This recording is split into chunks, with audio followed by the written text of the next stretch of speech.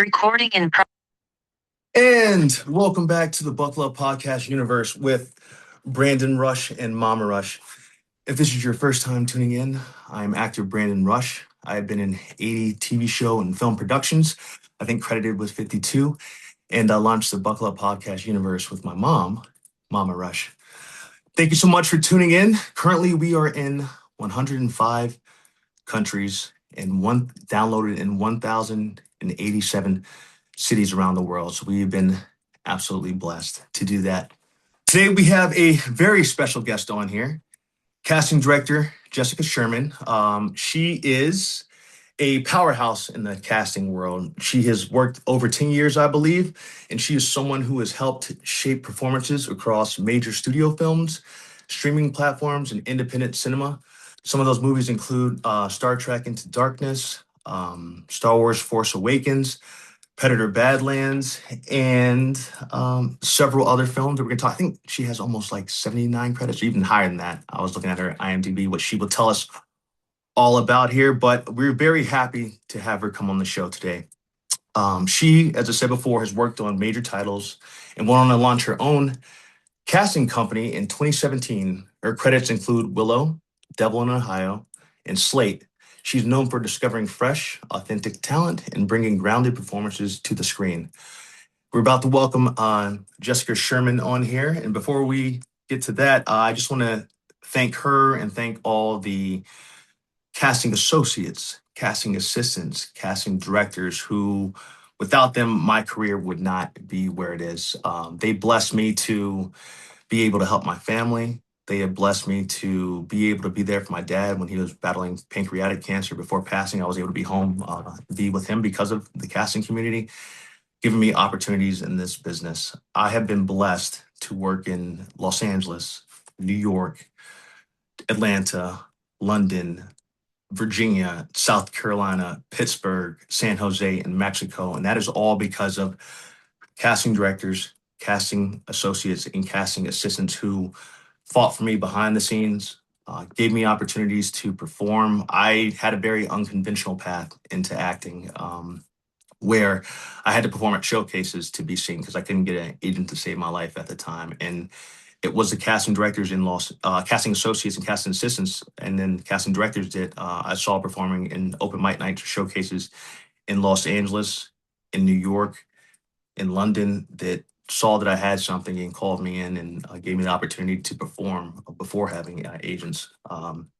So I can't thank them enough. It's without them, man, I was the person struggling, working as hard as I possibly could within the limits of what I was able to do. And they just opened the doors wide open for me. Because of them, I've been blessed to work on Mayor of Kingstown, Power Book 2 Ghost, Criminal Minds, Blue Bloods for 5 years, Criminal Minds for 3 years. And several other shows I can't think right off the bat. Some Ozark. Um, there's a lot, but I forget the list sometimes. But it's just a blessing. And so the show has been a love letter to those people that have helped me, the casting directors, the casting producers, the casting associates, even the crews that I have been blessed to work with that have given me a 16-year career in this business. So that's why we're so grateful to have people like Jessica come on here today to share her story and bring her knowledge. I believe she is here.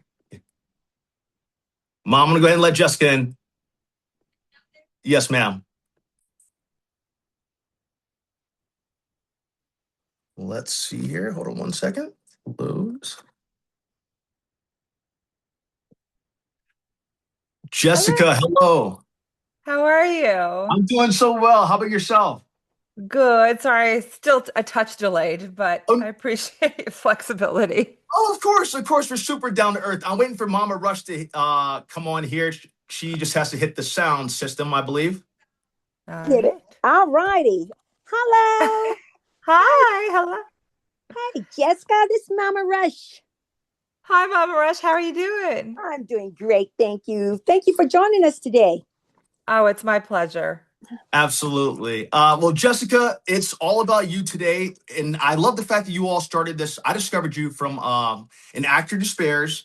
And then I love that episode. I listened from start to finish. And then I discovered the tipsy casting that you all have as well, the Yeah. podcast. Yeah, we've been doing it. This is our fourth season. Oh, congratulations. Congratulations. Awesome. Yeah, Thank this you. is you're our 155th guest today. Hmm. Oh, wow. So, Congratulations to you. hey, it's a grind, but hey, you know what? It's doing something that we love, but it's all about you. And Jessica, how did you end up as a girl from California, right? Yeah, yeah. Didn't go too far. Okay, well, how did you end up going into this the casting community or casting, however you want to how do you ever you want to do it? How did you end up becoming a casting Yeah. director, basically? Yeah, yeah, it's interesting because I don't have sort of the usual trajectory. I never wanted to be an actor. I actually grew up very much interested in the music experience. I was never an artist either in that way, but Okay. I was just a mega fan, and I grew up in Lancaster, California, which is I know what that maybe is. like. Yeah, maybe an hour 45 outside of LA. And Uh, so we had when I was growing up, we had a very rich, like punk rock emo music scene. And okay. so I was very into that. And so in my brain, I thought if the dream of dreams could happen, I would be like an A&R music exec and Oh like wow. seek talent on that side of things. But Absolutely. it also was very far-fetched from my reality because my parents are originally from Ukraine. They're immigrants. Okay. And so Mm. I first generation American, very rigid expectations of what is allowed, very practical, stable, traditional expectations there. And so I went to school. I did business and economics. I studied marketing Oh wow. and yeah, very not in the arts at all. And so when I graduated, I learned that a friend of the family was in the industry in international distribution. And I thought, you know what? I was always like a fan, like I would track actors from one Mhm. thing to another just as a fan. Yeah. And it never really occurred to me that that was a job by any means. Okay. And so yeah, so when I saw that she was in the industry, I was just like, oh, well, if she can figure it out, I can figure it out too. Mhm. And when I graduated, I got an internship at a different international distribution company and a voiceover agency. Okay. And the voiceover agency was my first exposure to working with actors, and it's where I fell in love with working with actors.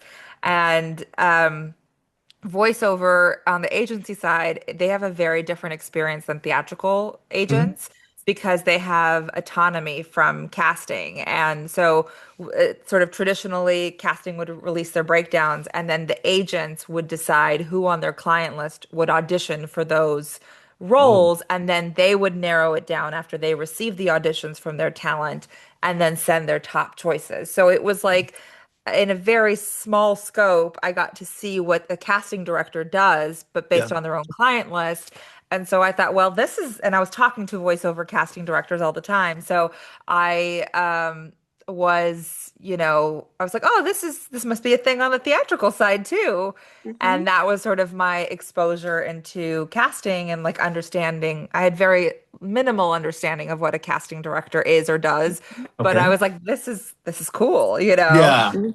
And that was sort of, and it took me about a year and a half to break into casting because it's such a niche craft that you really need hands-on experience. And so while I was working at the voiceover agency, I was basically seeking anybody who would give me casting experience. And I Mhm. did everything that an actor would do at that time. I was building a website with your resume on it, sending out packets with your resume, Yeah. sending greeting cards, and none of it was working for me. And now in hindsight, I realize that they thought I was an actor trying to get in with casting versus Oh someone wow. pursuing casting. Hmm. But my last ditch effort was I started crashing workshops to meet associates and casting directors, and that was the thing that worked for me.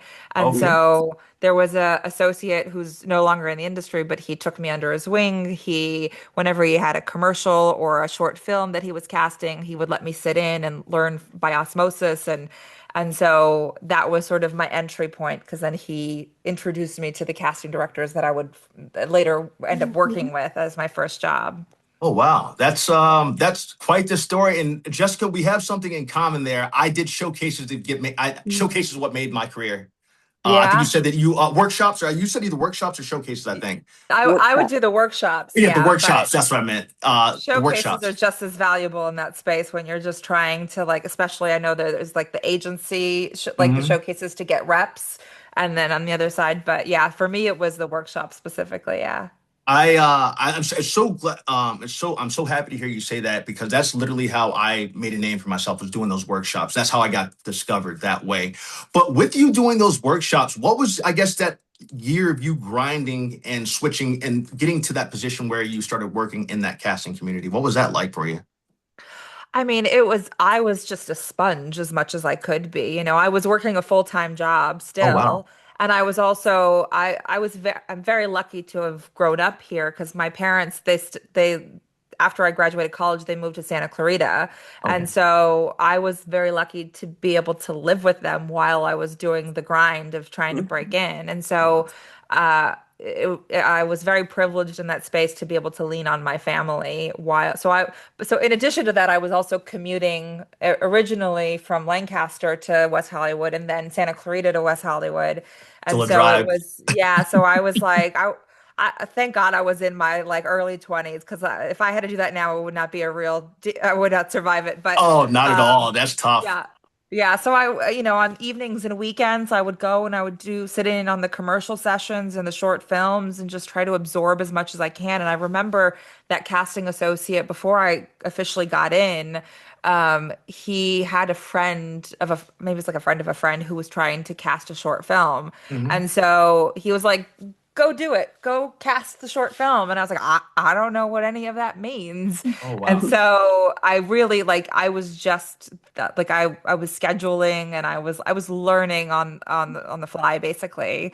And so yeah, so after that year was up, I he called me. I remember it was end of February of 2010. He called me and he was like, "Hey, I have this job opportunity. Like it's the real deal. It's for an assistant position. Like send me your resume." And so I Mhm. sent it to him and he called me back 15 minutes later and he was like, "Just kidding. It's a big studio movie. They want someone with experience. So, Uh, not gonna happen." And so I called Mhm. my dad at that point and I said, "I have this great opportunity. If necessary, would you support me for a year while I go back to being an intern and we'll see what happens." And so he said, if it doesn't happen in a year, you're going to law school. yeah. And nothing puts a fire under your butt than something you absolutely don't want to do. Yeah.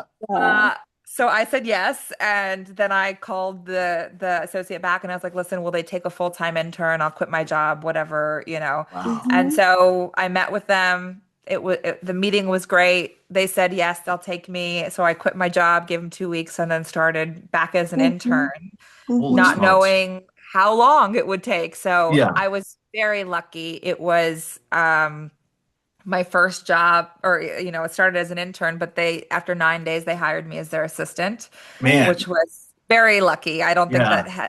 happens very often, but that happened. And then I was fortunate that it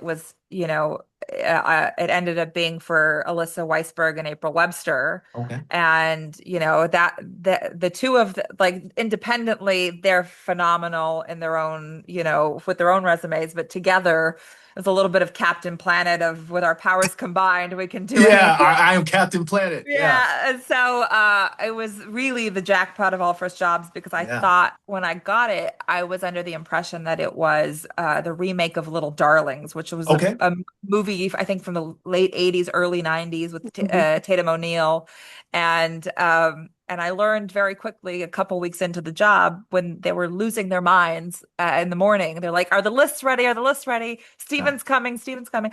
I learned that it wasn't Little Darlings, but it was actually Super 8 and that Steven Mm. Spielberg was coming Holy in. smokes. Yeah. uh, Holy smokes. and J.J. Abrams was directing. And so it Oh, wow. was the jackpot of all first jobs. Yes. And so I got Blessed. very lucky. Yeah. Yeah. But you know what? I think it's also a testament to your character because look at you and you're I'm hearing the belief in yourself. You went on a leap. You asked your family if they would support you while you followed your dream, and that's a testament to your parents too. Mm-hmm. And it ended up working out like that. Sometimes having that leap of faith and saying, hey, you know what, I'm going to believe in myself. I'm going to try and do this thing that might make me happy. And you end up doing everything right and grinding. And your first big job is working at a Steven Spielberg film. I mean, I don't think that ever happens. No, and I think like my family is Jewish, and so I think it's also like the best case scenario Yeah, of like the Mm-hmm. the filmmakers out there that mean something to your absolutely. culture or whatever, and it was always funny because my dad, when I was in the pursuit of Hmm. casting, my dad's like, "Oh, you're not successful till you work with Spielberg," and then I got to be like, "First one out of the gate. Look at that." What are you gonna say now? Yeah, absolutely. You proved it. You proved it to them, and they proved it to yourself. I mean, Yeah. that's a blessing for sure. Yeah, Yeah. I want to ask you a That's quick fine. question. I hear you talk about your parents and your father, and I love about my parents, and they were always about wanting the best for us and pushing us as well. But I want to ask you, how do you still have family in Ukraine? And are your family, if you have family there, are they doing well? How are your parents doing as well? Before we get into a Yeah. little bit more about the casting in that area. Yeah, I think we're very blessed that most of my family, I would say all of them, I think outside of like friends that my parents grew up with, like most of them Uh-huh. are in the States or in Israel. So I think it's very it's a very tumultuous time sort of for my family generally, but Mm-hmm. thankfully they're all safe right now. Okay. And I will say, when the war in Ukraine broke out, I think my Mm-hmm. dad had a very difficult time Oh wow. sort Mm-hmm. of processing that because Yes. as immigrants, as soon as, when I was a kid at least, but from what my understanding was, as soon as they became American citizens, I think Mm-hmm. coming from a communist country Mm-hmm. and very oppressed space, and it was all very, things were very rationed and that sort of things. As soon as they Mm-hmm. became Americans, they became very proud Americans and tried Oh, to wonderful. assimilate as fast as possible. And Uh-huh. so I think it was interesting to see my dad struggle in that space of Mm-hmm. trying to like feeling such a connection to his homeland Uh-huh. after so many years of trying to just assimilate as much as possible. Mm-hmm. Um, but I think, it's definitely something, it humanizes your parents in a different way Mm-hmm. that you Mm-hmm. start to, you learn something else about them. But it was, thankfully everybody is safe. Oh, well, great to hear that. And Yeah. look at what they brought to this country Yeah. and the diversity that our country now has or always Yeah. will have. But look at you, the Yeah. success you are. That genetics all the way here doing a Oh, thank you. fabulous job out there. So you mentioned April Webster. Webster. What lesson from Yeah. Webster still shapes how you cast today? Yeah, I mean April is still casting, so Mm-hmm. she's still going strong. But Mm-hmm. I think I was very blessed to start in her office because she is somebody, like I like to call her Mother Nature of casting. Like Uh-huh. she's somebody who has always been, in a pre-self-tape era, that it was always about making sure that the actors feel safe, that they can do the work, that they have the environment and the safe space to be able to be vulnerable and to do the work that's necessary to get to, where we all want like them to be the solution to our problem. Mm-hmm. So I think that is something that who knows if I started in a different office that had different ethos, that what that would look like. But like I feel like I was very lucky to start with her and I mean, Mm-hmm. I spent most of my career with her. I was with her from intern to co-casting director. I was with her for Oh almost eight wow. years, which is Mm-hmm. very rare for a casting like support staff. Like Mhm. we're just like actors in the way that we are project to project. Mm-hmm. And so normally a lot of casting support staff jump around from office to office wherever the job is. And Mm-hmm. because April was always busy, I got Uh-huh. very lucky to also always be busy. Oh, Hey, that's a wow. good thing. Yeah, it's great when you have great managers that become Yeah. mentors. Or I'm a scientist, and I worked in a great space when I first started working for DuPont Company in safety, Wow. and that's followed me all through my career. That safety, the way those directors were, and all. But we're dealing with you now, so. But anyway, you learn from Yeah. them, and then you carry that on. Through your career, which is a beautiful thing. And so, and now I want to talk about Brandon. You come in anytime you want to Yes, ma'am. because you know I'll let you Mama. go. It's up to you. You know, yeah. We're a Okay. team. Well, I want to ask a Go question. ahead, mom. What Yeah. makes a new actor stand out immediately to you?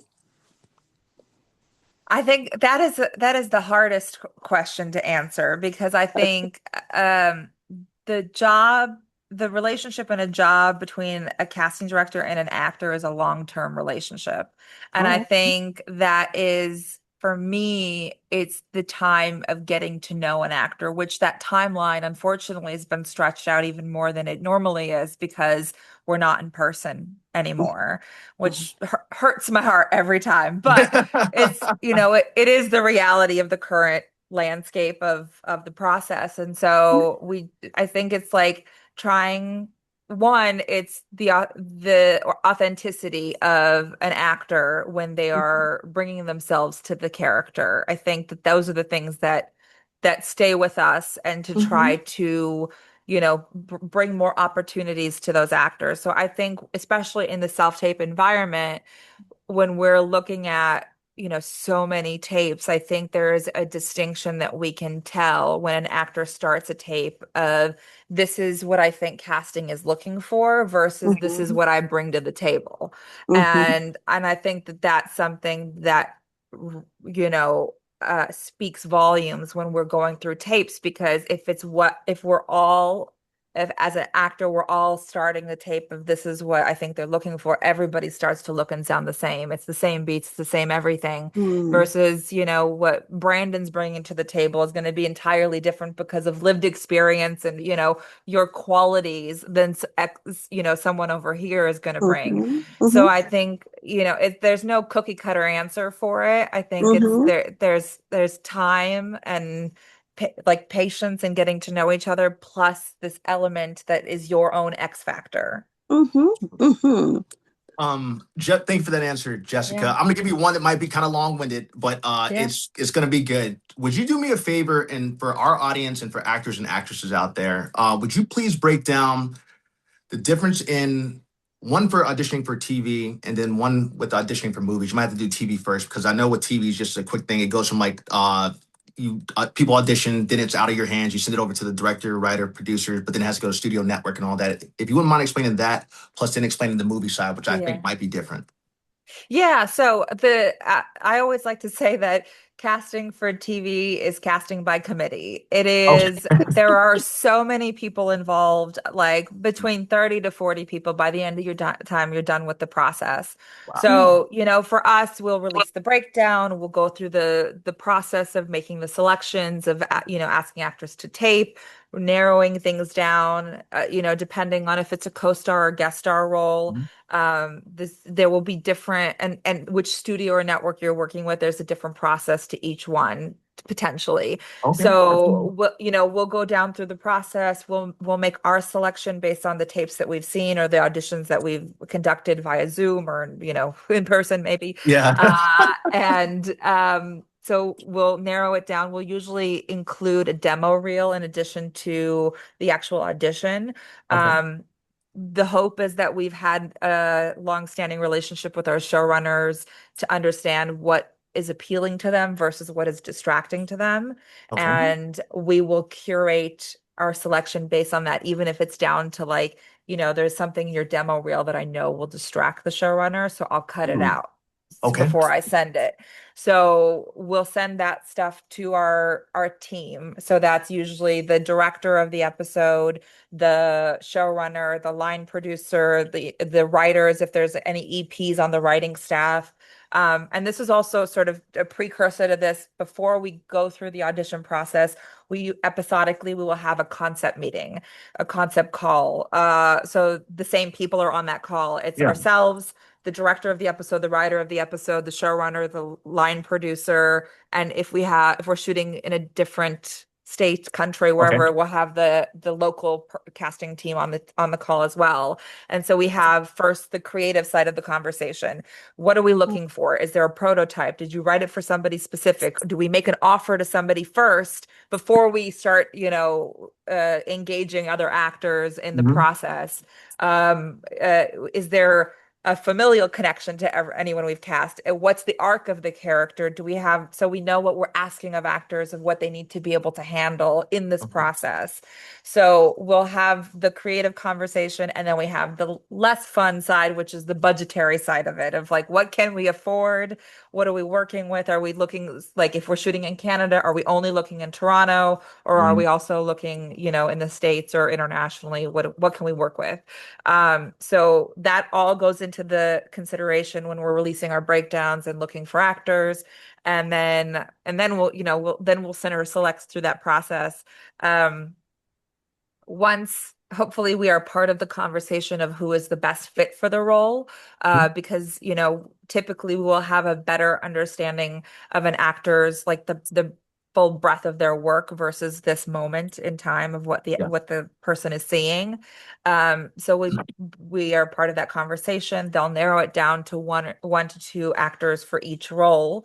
And then we have to send it. They'll usually put it in order of preference of, they Okay. have to be comfortable with both actors potentially getting the job, but they'll put it in order of preference, and then we'll send it to the studio.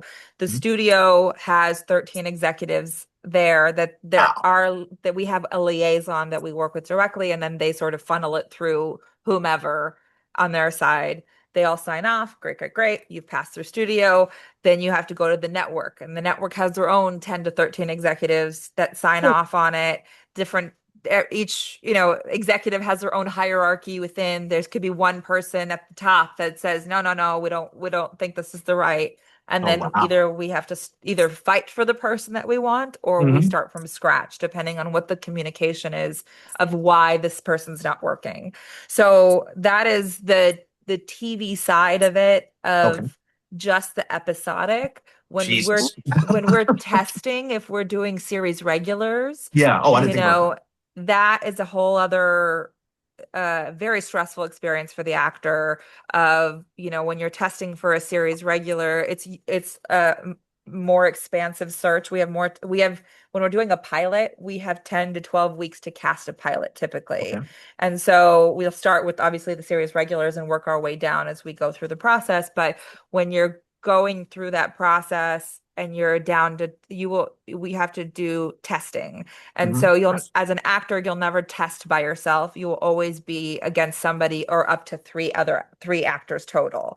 And so when you're doing that, you usually have a test date that's scheduled in advance, and your agent, or typically your agent or lawyer, will pre-negotiate your contract of what the series regular deal would look like. And on test day, you go to the studio and you sign that contract, and then you walk in. And this is typical for more network TV, that you'll walk into this room, like Warner Brothers, for example, they have test rooms, which is basically a theater setting. It has a Okay. stage, it has, recessed seat or ascending seating. So you'll go in onto the stage. There's those 13 executives that I mentioned, live and in person, waiting for you to perform. You have a reader, and we're shooting it. Okay. And so you come and you do your performance and you hope for the best. And then they decide if you pass studio testing. If you pass studio testing, then that tape that we shot goes to the network, and that happens behind the scenes. Hmm. For you as an actor, once you sign your contract, we have 10 days to decide. I think it's 10 business days to decide if you're the person or not, or they'll Wow. try to extend it sometimes if they can't make a decision. It's very rare, I think, that extension happens. So they have 10 business days to funnel it up the ladder, and hopefully you end up with a choice. Sometimes they come back and they're like, we don't like anybody, try again. Ooh. Or they'll tell us why they don't like it, and like, all right, well, maybe we can make adjustments in the room that, Mhm. sometimes the executives have different opinions of where the story will go than the actual creators. Yeah. And so I mean, I've had it before. I was working Yeah. on a series for Turner, and we wanted an actress who she was straight out of Juilliard. She had a couple of short films um, that she had directed or produced and starred in. And they're like, well, we don't know if she can do X, Y, and Z. And it was for a limited series Okay. that, now these days any limited series can be a traditional series. So they were like, well, if we get a second season off of a limited series, like she might need to be able to do these things. So we need to see that. So we had to go to our writers. They had to write special scenes Wow. because otherwise they wouldn't approve her. And Yeah. so I had to call Bernie Telsey's office in New York and ask, would they do us a favor? Because she lived in New York Okay. and they weren't working on the show. I just asked as like casting director to casting director, would you Yeah. do us a solid and put her on tape? And so, because I didn't want to leave it to self-tape chance of Absolutely. like, Yeah. she was our choice. So, Yeah. so we fought for her to get it, and then they ended up approving her. But like, and Okay. then the show never went to a second season, so it didn't even matter. Yeah. So it's just like there are so many obstacles that can get in our way as creatives for on our side of things that directly affects you as actors. But like, so that's sort of like the testing process in a nutshell. For cable and streaming, I think they have a little bit more faith in their creatives. Mhm. So they basically, I've seen it done differently where, that they'll still do the signed deal, the actors will come in, but it's like it's the director of the pilot, it's the creator, maybe one writer and us. And it's Yes. more set up as like a work session rather than like a test. Okay. Yeah. So Wow. it's a That's little bit amazing. more creatively conducive, I think. Absolutely, yeah. I didn't realize Yeah. it was that complex, but now hearing that, I'm like blown away. And I think that's important for our audience because obviously I work in the business for 16 years, so I wanted people to hear that because I constantly stick up for casting directors, casting associates, casting assistants because somehow actors and actors try to blame you all, but I'm like, no, they're the ones advocating for us. Like they're the Yeah. ones going to bat. It's these people higher up that are where the trouble comes into play. And Yeah. so, I go I ahead. Yeah. think we're sort of we're in a unique position because I think there are very few crafts and professions that are both the buyer and the seller. Hmm. And I think, for us, we are our process is we're the middlemen. Like it's even when like SAG was going through the negotiations during the strike era, like, they're talking about the casting process without ever including the casting directors in part of the Really? conversation. Oh, yeah. And so it's like our process is dictated by so many other factors, but we're always the first ones to blame and last ones to thank. So Yeah. Wow. And yeah. And it's about time that you guys get the credit you deserve because I think now that you guys are being able to be nominated for Emmys and Oscars now for casting, is that Yeah, correct? so we've had the Emmy for a while now, Okay. thankfully, and Oscars obviously this year was the first year that we were actually eligible for an Oscar, which is cool. Long overdue. Yeah, it was Yeah. long overdue because you guys, I'm like, this doesn't happen without you all picking well, picking the people that come into these films. Like it's, Yeah. you all put this together. And so the next question that I asked was the movie side. Do you guys have more control on the movie side? Yeah, I think it depends if it's like a huge franchise and there's a bigger, approval process from the studio side, but I do believe that the directors have more control Mhm. over the choices. And if you have an intimate relationship with your director, that, most of us we've done multiple projects with the same filmmakers, that we have Mhm. a shorthand with them, and there's a real opportunity for world building there. If I do a lot of indie film, and there is Okay. definitely the conversation of like, who are the actors that have value, quote unquote value, which I hate that descriptor, but it is the reality of what we're working in of, in terms of green lighting. So once Okay. we get past the green lighting process, then we really have an opportunity to like embrace fresh faces, thinking outside the box, and like really real world building. And so I think there's way more creative fulfillment in the film side of things than there is maybe in the Absolutely. TV side.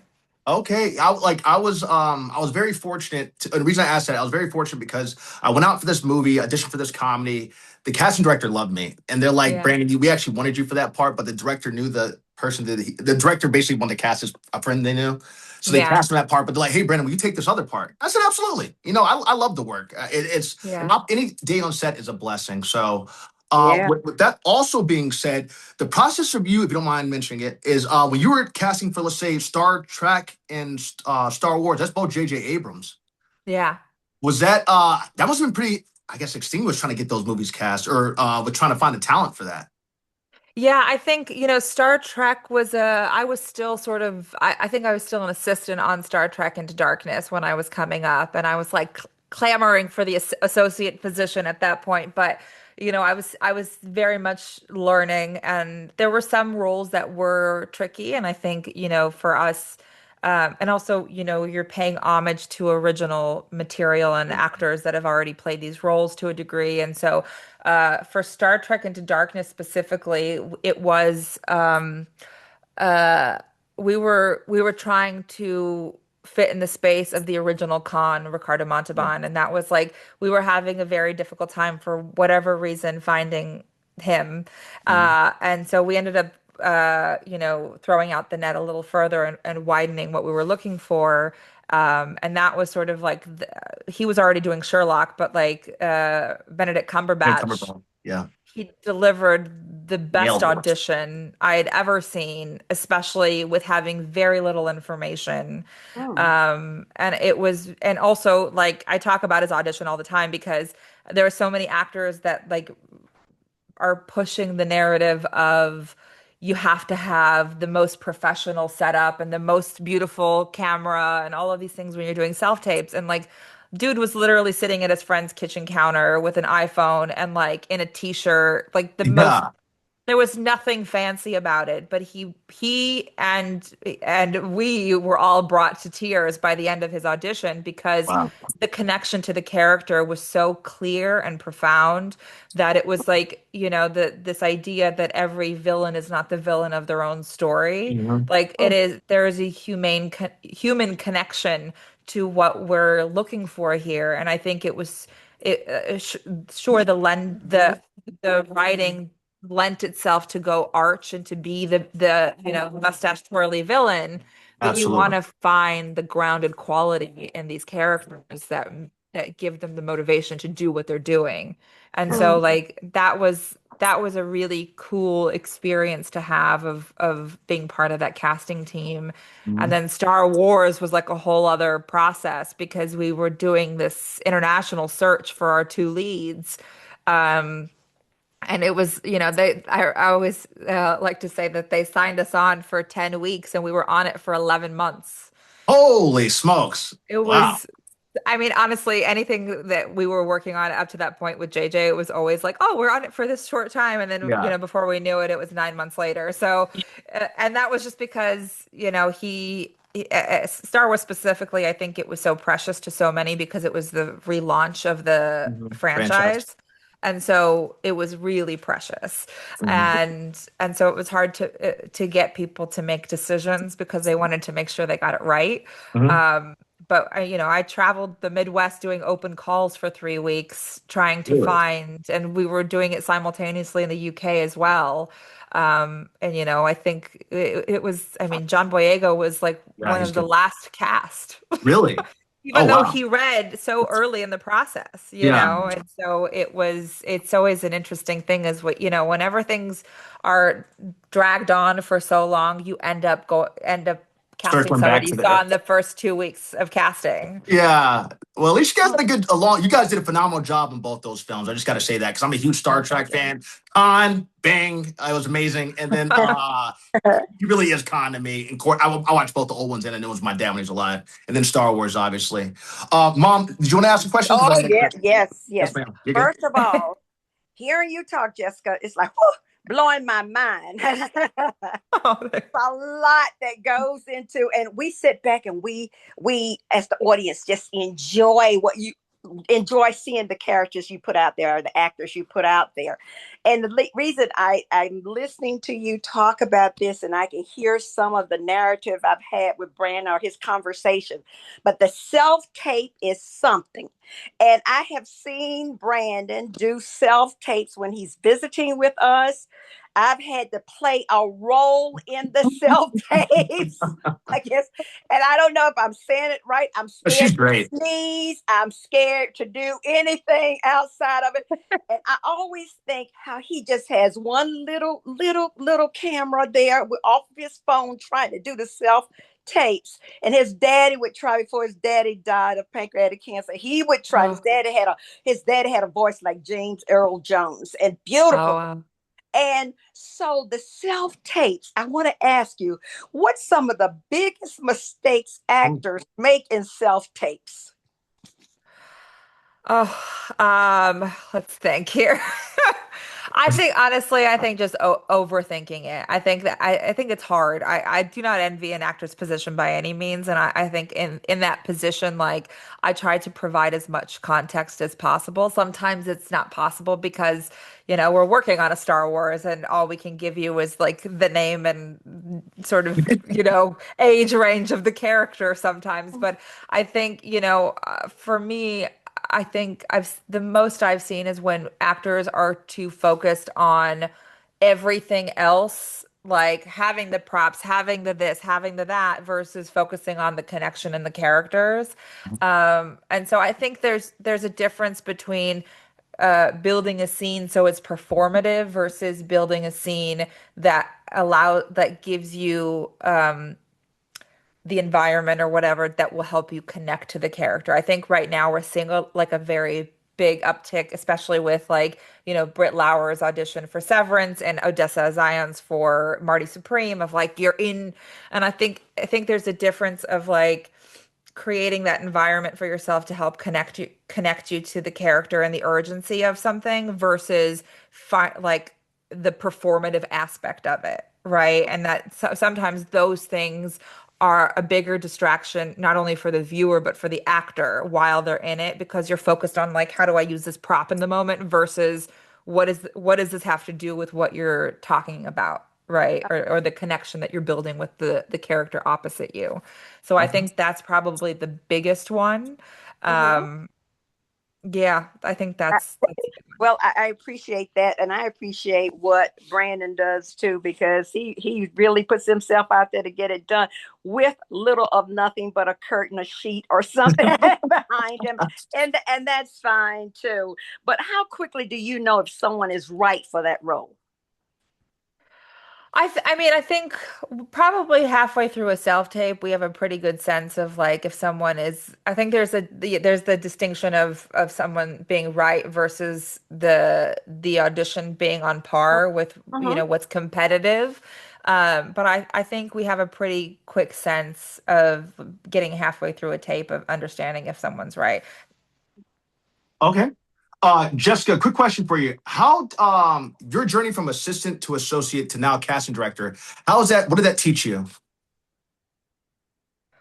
Oh, when you're not ready for things. I think for me, I think as soon as I got my feet under me being an assistant, I was constantly doing short films and stuff as a Mhm. casting director for student films or, whatever I could get my hands on because I did not grow up as an actor. I didn't train Yeah. as an actor. And so I think it was really important for me to um, understand the language Mhm. that actors speak and like understanding how adjustments are made.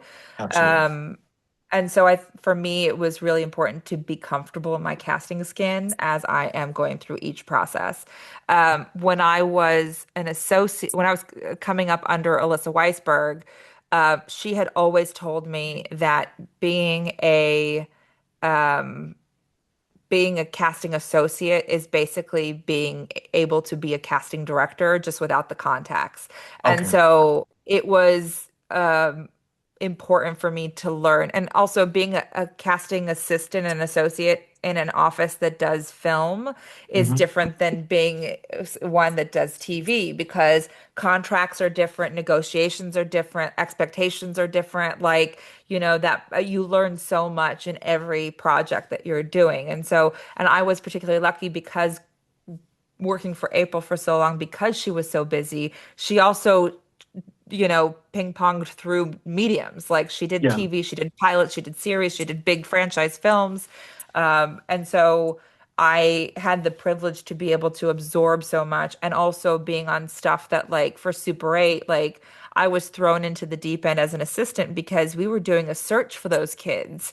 Okay. Like, we did it virtually, we did it at Paramount on the lot. We were looking for actors or kids that were not actors who had not been, the thing about working with J.J. Abrams is that, and I think this was like predated Star Wars. But Okay. Yeah. like at the time, he was like, I don't want recognizable faces here. I don't want the Disney kids because I want people to be consumed by the story and not distracted by the faces. And Absolutely. so that was so much fun to learn in because I got to educate myself on as many people who were out there as possible. Yeah. Even to like if you yes, we had Kyle Chandler who was coming off of Friday Night Lights, but we also had Ron Eldard who played Okay. Elle Fanning's dad, who was an incredible stage actor, Broadway actor. Yeah. And so to be able to have that balance of embracing actors from all spaces was really cool to grow up in that space. Okay. So I think the transition is something. I think it's a lot harder for young assistants and associates to make that transition now because of the contraction of work, and Hmm. that because there's like a contingency of casting directors who are getting all of the jobs, Yeah. Oh, which wow. means, it's casting is a rare craft that like, when you're an editor, you can only edit one project at a time. When you're a director, you can only be on one set at a time. Casting, you don't have that stipulation, really, Yeah. restriction. And now in the self-tape era, you really don't have that because you're not in the room with actors, and that's not Hmm. sort of restricting how many projects you can take on. So in this space, like there is not enough work in order for young like associates who've been at an office for 10 Yeah. years to go out on their own the way that you would when I was coming up. Yeah. So they're stuck in those support positions for way longer. And I think then that makes the number of support positions, contracted as well. Oh, man. So we have a real problem within the casting community that there's not a lot of space for growth. Yeah. And there's definitely a ceiling based on the way that things are working right now. So, um, I hope the that way that changes. I hope so too, but the way that I came up is a very different landscape. And even then, it's like we got a little bit of false advertising when we were coming up of what was to Mhm. come, because of now this contraction. So it's a tricky space to work in right now, I would say. Well, with you, that's definitely messed up on that avenue. That like I guess certain people are hoarding it all, but I think it's also great at the same time. You're a person who has come up through those levels and wants to give people that opportunity. It kind of sounds like to be able to expand the work for the trained associates, I guess, or trained assistants if you had to for your position. Oh, Yeah, well, thank go you. ahead. Go ahead, Brandon. Oh no, that was it. Finish. Okay. What should actors and this is my last question, Brandon. I Yes, think ma'am. question. What should actors focus on right now to get into rooms like yours, Jessica? Um, I think it's just focusing on the craft and being active. I think being part of the community in different ways. Like I'm going to see even in LA where theater is not the mainstream, Yeah. I'm going to see my friends to support them. I'm seeing other actors. I had a rule for a long time I'm still trying to embrace as much as possible that whether I know you or not, if an actor invites me to see them in a play and I'm available, I'll go. And Okay. so I think like being involved in the community as much as you can and focusing on the craft, like those are going to be the two things that get you recognized in some capacity. Oh, Okay. Well, Jessica, you have been phenomenal today. I'm just going to hit you with a quick lightning round of questions. I don't want to hold Oh, you too much longer, but you have been amazing. We want to be conscious of your time. So, so much. um, what's that, Mom? I've learned so Yeah, much. you've been absolutely you've been outstanding and really humanized the whole entire process. Yeah. Like I Oh, feel like anyone that has heard you today will be feel that much more comfortable being able to speak to you, being able to reach out, or even in your office, because I always feel like that friendship or building that relationship is always a good thing. You've done that phenomenally today, just from hearing your background. mhm. thank you. I So appreciate that. of course, of course. All right, here's a quick lightning round: film or TV? Film for creative, TV for stability. Okay. Drama or comedy? These days, comedy, Okay. Voice or visual performance? visual, Self tape or in the room audition? in the room, Okay. Star power or raw talent? raw talent. Ooh. One performance you wish you had cast? What, like existing performances that, or It could be people that I've or in the future. seen. Yeah, sure. Either or. You can do both if that makes you feel better. I don't know. Um, okay, a performance that I wish I would have cast that already exists in the world. Um, I would say, oh my goodness, um, Jamie Dornan in The Fall, Ooh, okay. and a performance that I saw that I didn't get to cast because of whatever, was an actress named Haley Magnus in Bates Motel, Okay. Mm. Oh, but I didn't get to cast her, but I love okay. her. Yeah. Big Hey, you heard fan. it here, Haley. Yeah. It's Haley, right? Haley, yeah. What's your last name? Magnus. She's an Australian actress that's Okay. out here in LA, but I met her there and I've been a big fan ever since. Okay, amazing. Sorry. First thing you notice in an audition. Um, if someone is grounded or not, like Okay. if the, sort of like the first instinct of the space. All right. And then how fast do you know how fast you know? I guess you said how fast you know. I guess do you would realize in seconds or is it minutes that you realize? I think probably like 20 seconds into it, but that I would say that's not distinguishing that I stop watching after 20 seconds Okay. because for me it's the thing that I always say, and this is something I said on Ryan's podcast as well, is that like you're never just auditioning for the role that you think you're auditioning for. So this idea that we stop watching after we realize you're right or wrong is not, I don't think, truthful to the process. We're Okay. we're watching through it because you might be right for another role that we're casting or going to be casting, because you just never know. Like a great performance is a great performance whether it's right or not. Mhm. So I think I want to debunk that narrative that people Okay. are pushing, that we stop watching after the first 20 seconds because we think you're right or you're wrong or whatever it is. That's phenomenal. That's really good to know. And then my final question is if you could go back and tell your 18-year-old self anything, what would that be? Hang on, it's going to be a roller coaster. That sounds I good. mean, Yeah, no, hey, that nails it. Jessica, my mom's gonna say the final words, but thank you so much for your time today. How much just information you gave to us, and for how you blessed myself, my mom, and our audience. It really means the world to me. So I just oh, want to thank thank you you so for that, much. and then I'll let Mama Rush bring it home. Well, I can tell you this, at the Buckle Up Podcast universe, we have been blessed by your appearance on the show today, Jessica. Thank you for the work you do behind the scenes, shaping what the world sees and feels. You bring your authentic self to anything. I can see that myself. And Brandon, you can read it in her as well. Mm. Your discernment and the truth to casting. And that matters deeply. We appreciate you sharing your insight with us today. And as we always say here at the Buckle Up Podcast Universe, stay ready, stay aware, and always buckle up. All right. Amazing. Thank you so much Absolutely. for having me. You're beyond welcome. Jessica, we always give everyone a round of applause. Oh, So you knocked it out of the park, Jessica. You have a thank you. wonderful day, and thank you so much. All right. Thank you so much. I Yeah. appreciate it. Anytime. She was outstanding, Mom. Yeah, Brandon, Absolutely yeah, you outstanding. can tell she really cares about the actors. That's not just, Seriously. you know, Thank you. oh, Oh, I'm oh, it's sorry. somebody go. Oh, I'm still We're here. just talking behind the Oh scenes. But yeah. thank you. Oh I'm gonna yeah. jump off now. Absolutely. Yeah, you're All right. great. Bye. Okay, Bye. bye-bye. Take She's really grounded. You can feel that.